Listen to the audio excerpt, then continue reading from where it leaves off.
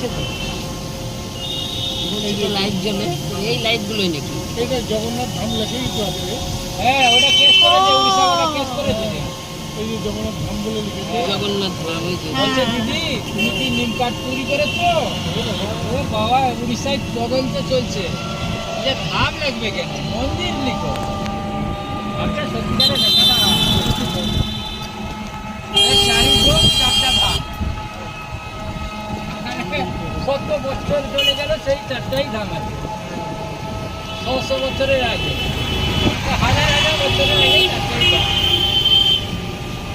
কি একটা বাহাদুরি করে দিল আর কি, যে আমিও ধাম করবো।